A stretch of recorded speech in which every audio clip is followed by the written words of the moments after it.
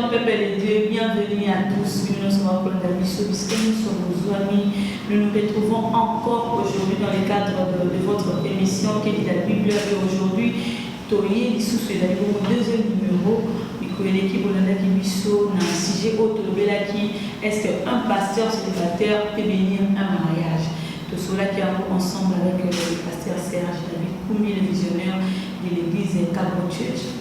Les deux se soutenir dans la deuxième partie, mais tout à fait, je suis accompagnée de ma consoeur Belmira Makamba, à qui je dis bonjour. Bonjour, bonjour, chers téléspectateurs de l'émission sur la mission à l'élo comme Adine des Ange, pour l'opération jeune à l'émission Oisa, le pasteur célibataire peuvent venir le mariage. Nous avons sur mon côté Awa, nous avons un pasteur Serge David Koumbi, où ensemble avec Yé, de côté ce jeune habit sur l'élo et n'a pas si monté pasteur Serge. Ce jeune habit sur l'élo, Isali, est-ce que ma pasteur célibataire, ma salle y a dit que papa est dans le but, parce qu'il faut pas mourir là.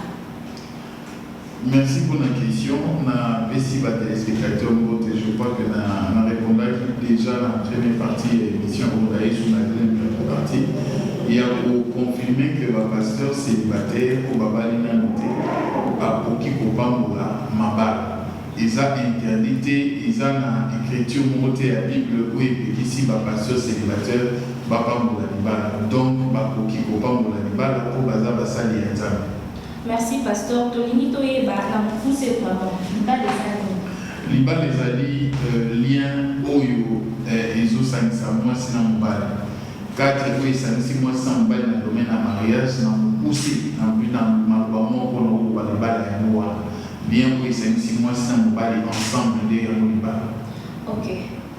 Le col à l'ibal les alliés lien Oyo, quand tu l'as union, ou Ezo Sansa, moi c'est un bal. Pour l'année, le pasteur ou a pas d'identité, ou a uni dans le mariage, t'es appris au pas pour la bateau, pas ça la case pour le pasteur, il faut pas la descente à suivre. Comment un pasteur qui n'est pas encore uni dans le mariage, appris au pas pour la bateau, pas ensemble. Pasteur ou a pas d'identité, appris au pas pour la mariage, pour Esalie. Parti naïe qui marié les opans pour la libala. Ils allaient parti naïe qui moussali et ensemble les opans pour la libala. Nation naïango wana da opans pour la libala. Donc ils allaient que sur une amabilité azam moussali et ensemble et l'eau est pas pour la libala ils allaient qui moussali na ensemble. Ils allaient pour la ngani na ensemble na ensemble na mbali na boza na mundu kité. On a ça soldate. Soldat pas à mon mbali n'était là mais lié l'État reconnaîtra à Zananou qui passe à cela. Les gens qui ont pas pour la libala et ça qui m'ont sali dans Zambé ou Zamba Tchekatina. Ok. Et le qui ont pas pour la libala et ça qui m'ont sali dans Zambé. Et non, statut à pasteur célibataire ou marié. Mais tout le monde n'a pas et tout va éveiller, ma couple va préférer vraiment que Basel y a Zambé ou Babalé, pas pour la par rapport à Basel y a Zambé ou Babalé. One exemple préférence il y a pas tout pour préférer l'amour, pas couple et ba pasteur ou babali ba pambo la pambo. Mais na cas si on ba kanisa rodrier pasteur célibataire sous capable lié à ko transmettre le commandement voisin marié et ça erreur et le que pas pour la rendre dans le et ça qui mon sali yanza menaye des opambo et ça statut marié il y a moi dans le soit pas avec la batata pour le bazar marié bazar les canabala pas la pambo la pambo bon on a que bénédiction et vous avez l'effectivité. Donc on dit que statut marié, il y a qui m'ont ça bien ensemble, il y a monté mon tout épée ça la bénédiction. Parce que toujours la bénédiction nuptiale, bénédiction de où tu as appel, il y a mon tout ensemble, où nous avons béni, il y a moi des autres bénis couple et autant que ça couple vient dans mon monde. Pasteur Serge, pourquoi que ça biso moi lumière qui pas maté ba to ba la biso ba monde ba senga qui to ba de la deuxième émission to sa deuxième partie Ningolobi que ezali statut te pas pour la casali appel. Est-ce que un pasteur pour tout le monde n'a pas jeune pasteur bazali un pasteur de 20 ans 21 ans alors qui peut bénir le mariage. Est-ce que ça a un âge beaucoup précis que non ceux qui a fait pour pas là que tu sois célibataire non faut pas qu'un âge comme pas de pour unir le mariage. Et ça, l'âge précis, pour ceux qui ont un sacerdoce à Aaron, déjà dès que déjà service et ça un âge précis. Maintenant, peut-être pour équilibrer que le pasteur a célibataire, ils ont malin à la maturité. À un certain âge, c'est pour nous avoir 7 ans, nous avons 12 ans, 13 ans. Donc, on a 12 ans, 13 ans, à part pour la mariage, ça vérité. Mais pour la maturité, ils ont pour équilibrer, allier même sens et le poison sale. Ils n'ont pas pour la mariage, ils ont un sens et le poison sale, ce qu'on a bien, et au sein même que bénédiction, ils ont la mieux. Maintenant, comment identifier que tel pasteur ou célibataire ou bien azamati? Bon, toujours la maturité, toujours lié à mon âge. Et ça, peut-être pour y avoir maturité, on te sait qu'on va pour comprendre soit maturité. Mais pasteur, par exemple, pour être dirigé l'église, pour être célibataire, le fait déjà qu'on cambabat, et ce que les autres accès de maturité, ça, à tes amis qui t'aiment déjà, à vous voyez, ma sens, il y a des balles à les amis. Est-ce qu'un pasteur qui a 1 mois, 2 mois, il y a 4 églises, dans l'église, des années 1 mois, 2 mois, qui peut beaucoup unir pas tout? Pourquoi pas unir? Parce que dans le mes appels, il n'était pas moi. Pourquoi pas unir? Il faut que ça à 30 ans. Dans un terre, on bricoler, mais à part moi, l'église dans 5 mois. Mon toit a commis par matin, il y a mis qui n'a Bible sur le mariage à Balaté Paul. Où il y a 25 enseignements, il y a mariage dans la Bible à Balaté. Donc il y a enseigné partout sur le mariage Paul à Balaté. Donc c'est pour dire que pasteur a les lendemain, il y a jour, il y a ouverture de l'église, a pour pour mater, il y a nuance, nous avons inspiré. Et ça, on va mater, il y a des autres inspirés, on va marier, on va non marier. Toute prédication, toute écriture, la Bible dit est inspirée de Dieu. Est-ce que bibliquement, ils ont un verset mon beau, ils ont appuyé que non pasteur pour abélir le mariage, il fasse à marier, c'est bon. Et ça, dans le verset, ils ont un verset, comment il y a la passion célibataire, papa pour la bambala, ils ont une organisation, il y a une communauté de l'église. Communauté, nous sommes dans des biso, de l'incarnaté, la célibataire, papa pour la bambala. Ils ont une communauté, mais il n'y a pas une écriture où ils ont exclu mon tournant, mais à part pour la sur la validité des athées. Ok, merci pasteur.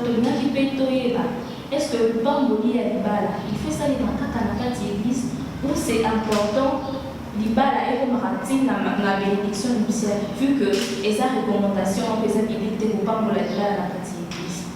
Bon, l'ibala, la bénédiction nuptiale, il y a question dans la troisième question. Et beaucoup ça dans l'église ou bien beaucoup ça dans ailleurs. Il y a une question, on a un couple et beaucoup ça avec pasteur à un restaurant, à la salle, on va les séquences pour louer, à Pamboli, ils ont bénédiction nuptiale. Ils ont caca obligatoire de bénédiction nuptiale et ça dans l'église, c'est passé dans l'église. Nous avons un pasteur dans la salle de bénédiction nuptiale et belé dans les séquences et belé. Et puis, ils ont la bénédiction nuptiale, ils ont la parole à couple. Donc, les actes obligatoires de cette bénédiction nuptiale, il faut y avoir caca dans l'église. Parce qu'en fait, question là qui n'a pas voulu pour répondre à des pour bénédiction nuptiale et pour ça, le matin, on peut par exemple dans un restaurant, vous pouvez nous annoncer, il y a quelque part à Pamboli la mariée. Maintenant, est-ce que c'est important pour l'étape de la bénédiction nuptiale? Oui. Sur la civile, puis la continuité. Et c'est important parce que tu as bien un mot bénédiction. Quand on dit bénédiction, ils ont une influence dans la vie à couple et sur la vie à vie. Donc les mots, les paroles, ils ont une influence dans la vie à couple. Et puis couple, ils sur base de la si nous avons pour ça, jour à pas pour la tout ça, c'est pour ça, nous avons pour ça. Parce que la Bible dit, nous avons pour ça, ok, mais nous devons dire que les pamboli à Moussa, les Azam et la carte de Bala, ils ont une influence. Mais nous osons croire que les influences sont négatives pour Moussa, les Azam, voilà, ça c'est négatif. Non, ils ont une influence négative parce que, nous avons établi ça pour la mobilité. Nous avons établi ça pour bénir. L'église des Aouana pour bénir les bassins. Dieu n'a pas établi ses serviteurs pour ne pas bénir. Ce qui fait que mosala nzambe célibataire akokotisa lien moko boye na kati ya bango ya célibat. Or nayebi te soki maria akokotisa lien sikopesa nini po ever divorce bango nayebi te lia mokosala neti nini. Mais yango nalobi na kati yo maloba te nalobi eza statut te eza lolenge te eza appel ya moto na nzambe lepambola. Serge, apparemment, vous êtes en train de défendre, c'est toujours comprendre bien, pasteur célibataire. Est-ce que Yope est arrivé qu'à un jour dans la vie, que vous avez été célibataire, ou pas vous le mariage, ou avant ça, on a bien que non, dans le couple, j'étais célibataire, on n'a pas mais la répercussion est vraiment positive. Oui, n'a pas avant ça, on a plusieurs années de mariage. Le problème ne manque jamais dans tout le couple. Attaque non, pas on a 60 ans de mariage, vous avez pas de problème. Mais ça, le couple n'a pas et avant ça, ma passion célibataire. Nous avons encouragé d'ailleurs par mon papa. Mais le problème dans les alliés, on dit que la société est limitée exclue par nous. Il faut tout comprendre le mot. Passion célibataire, au toujours bien gawana. Passion célibataire a gagné ma tempête une fois. Dans l'allié sur ma toile, ma bica et sur l'autre et sur l'autre babica. Passion célibataire a baptisé ma tournament. Bandima baptisé mon église panzambi. A délivré Batu. Bandima délivré Souana. Pasteur célibataire a fait ça pour un message, ma prophétie, ou des panzas de bandima. Pourquoi ce est promis dans ma bénédiction de Pierre Babouina? Wana a commis mon seul exemple de moi? Non. Ce que vous avez marié dans le sacrement, à où ça la Sainte Église, à où ça la service pour vous niveler. Mais pourquoi ce est promis dans la bénédiction de Pierre? Bon, à la droite, à Ropa pour la mission. Est-ce que vous avez entre guillemets? C'est tellement sacré parce que ça va pour Sangana. Pour la raison, il y a la vie dans maman. Et c'est n'importe qui pour le babou. Et c'est sacré. Et ça sacré, mais ça service mon ça la maman, ça mais si mais pas la Sangani c'est pour la vie. Non madame, c'est il y a qu'une influence dans la vie c'est pour la lobby à ceux toujours les c'est l'état avec beaucoup produit ma maladie na biso. Et pasteur célibataire tout bien ça le service à c'est tout bien ça. Bon attends, dans le christianisme tout bas ça n'a pas la mort. La vraie doctrine chrétienne quand quelqu'un croit en Jésus, il est baptisé une seule fois. Si on a seule fois on a pasteur célibataire à baptiser, on a vie na yo pour vivre foi na yo. Pourquoi la mariage pour donc la mariage avant mon salaire de moi. Au moins que le problème est ça. Mais moi c'est quoi n'est éclairé dans le paquet. Passion célibataire à mon salaire complet. Et l'opposition pas pour la mariage, et ça c'est quoi si moi si n'a pas pour la minute, et ça pour nzamba bengali. Attends la vie et ça madame tu n'as mis sur votre photo ni madame. Oh papa passion marié dans la vie et ça madame dit. Papa passion célibataire pas marié, pas marié dans la vie. Il y a pas maman. Bon, il y a pas monde dans oui ça dépend. Il y a aussi des pasteurs mariés tout qui est en angle, on a tes yeux tout qui est en angle, là il faut analyser tout le pasteur. Tu analyser bon ce dans la vie il y a bien. Toujours qui tout qui est en angle, il y a ministère sur pour pambola et mariage dans le sens où et c'est pas parce que baza va célibataire ne faut pas ça la papier attention et ça la passion célibataire oh il va pas m'organiser pour les quand même pas marier baza azo respecter ça azo pas m'organiser pour les quand même bateau papa bazali. Ok, donc tu retenir que le pasteur célibataire va pas pour la libala pour les statut de pas pour la rater les ministère pour les anarats de musali mais pasteur CH tenait que il avait bitonga musus do monde aka l'ancien église to ba pakael pour va permettre rater basali ya nzambo baza célibataire pas préférera que soit va au baza marié to au baza plus d'expérience mais toujours on a plus l'église de révéler tous en attendant soit même si basali ya nzambo baza célibataire bazo pas pour la ligne qui c'est les autres dépendent de la communauté, organisation, croyance, doctrine, les autres dépendent. Les années dans l'église protestante, par exemple, passer papa pour la face de la mariée. Par contre, l'église catholique, ça ne va pas la tête, ma femme pour la libale. Les autres dépendent de la communauté, la croyance. Mais sur base, il y a l'écriture, il n'y a pas une écriture qui est interdite pasteur célibataire, à part pour la libale. Non, ils ont mais pasteur. Paul a dit quoi que pauvre, tout ça pour enrichir plusieurs. Paul a dit, ça dit, la zangue est l'eau, donc, pasteur célibataire, vous avez un mariage, ma femme ne dit pas la mais pasteur, au canicité que, dès que ma pasteur, dans l'église, on se souvient pas autorisé, quand ma pasteur ou bazar marié, papa, le monde dit que c'est plus de responsabilité dans ma couple, ma pasteur ou bazar, en étant marié, bazar, c'est la responsable de la couple que, oh, la célibataire a certaines expériences.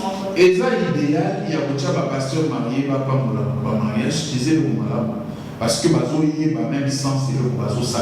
Mais quand bazo bandé na catégorie mususu ya opinion oyo comment sur les gabala sur les pasteurs l'église na ya balaté a préféré pas pour le mariage na yé ba bien pasteur mususu. Et ça bonne pour la pasteur.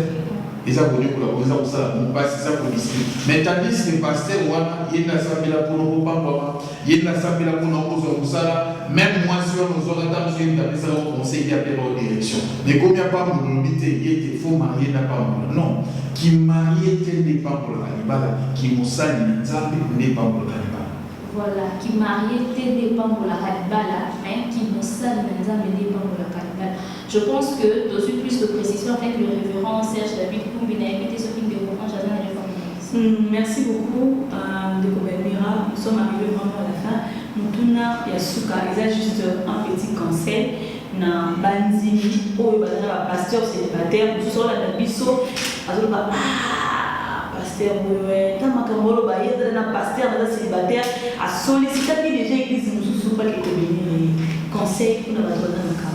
Bible dit que les fruits à conviction dans notre tradition. Ceux qui ont fruits à conviction ont été pasteurs célibataires à part les fruits à conviction ont été. Mais quand on voyait qu'ils ont été impliqués dans le foyer, dans le couple, ceux qui pasteurs célibataires à part mais ils ont été. Donc, ceux qui pasteurs célibataires à papa n'a eu un livre, n'a pas ce conseil à part pour l'animal. Ils ont la malédiction pour te après. Par contre, vous allez bénir. Mais si ma pasteur célibataire conseil, il y a pour le banabamo, bobala, pour bobé qui s'abandonne, ma bakoute, pour bobé qui s'abandonne, ma bakoute, n'a point la bénédiction du ciel.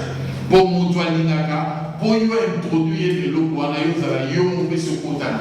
Or yo et l'eau tout ça, le pas pour les amanda et les amis. Mais moutouna nature naïe, à ta moutousa de la nage, on a mettre nager dans la piscine. Donc à son douter na yo pour balater.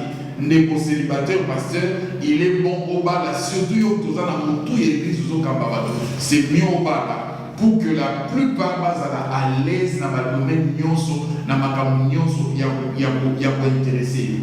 Merci beaucoup pasteur, merci Nandéli au répondant qui l'invitation à Monsieur les Soussous pour la deuxième numéro, un mot par rapport à la carotte télévision, puis la chrétien, on se le monde entier au besoin de la mission. Moi, par rapport à Kaboche télévision, Tozo, Zone, Kaboche télévision, pour Nabino, pour vous édifier. Souci Nabiso Zali, de garder la foi en Jésus-Christ, tirer sur vos ongas, si ceux qui ont décidé de quitter mon kiligo, mon ami soit fait un bon. Donc, au s'abonner, toujours la Nabiso, Yébisa va découvrir, va bien connaissance, va s'abonner et mêler pour que l'évangile va propager par de milliers et de milliers de personnes. Et à chaque fois qu'on a un élément à partager, ou hésiter de vous partager, ceux qui n'ont pas voulu une émission, ils n'ont pas voulu une émission pour les gars. Donc s'abonner, et puis il y a ça va découvrir, il va s'abonner, pépélé, cabocher, c'est ça pour la vie. Botine la mission va thème, nous monique les importants de traiter, ceux qui ont tout ça à la hauteur. Pelmira, un mot par rapport à. On a reçu qui s'adresse, merci à Baladinion sur la carte de Church TV ou Baladibiso, la carte à Bokabe et Liban, surtout rester branché sur notre chaîne au sein de que vous abonnez massivement à la chaîne de sur YouTube, partagez les liens, parce que nous pouvons en ligne pour Pampa. Merci beaucoup, merci à Benir Makanda, merci à vous, les reverends pasteurs Serge Koumbi, merci à tous ceux qui sont partout dans le monde. N'est-ce pas bonne nouvelle par le Makayamote. Au Pangwami, au comprendre le mot Boboé, au Ezaki Kolekila, on a fait parler dans notre social Nikamboé. C'est le moment. Banza Samoya Kabo télévision, vous s'abonnez vraiment massivement. Ce qu'on appelle ça un grand merci à l'équipe technique de Kabo télévision. au bazar. Vraiment pour ça, on s'en a cassé. Là, je vois mon frère Trédor, Mandé derrière la caméra. Je vois mon frère Hugues qui est là. Un grand merci aussi à mon frère fidèle. Merci à tous Bisso. Un grand merci à Papa Ogi Minga. Un grand merci à Naomi Lembi. Un grand merci à vous tous. Merci, merci, merci. Que l'Éternel est tout puissant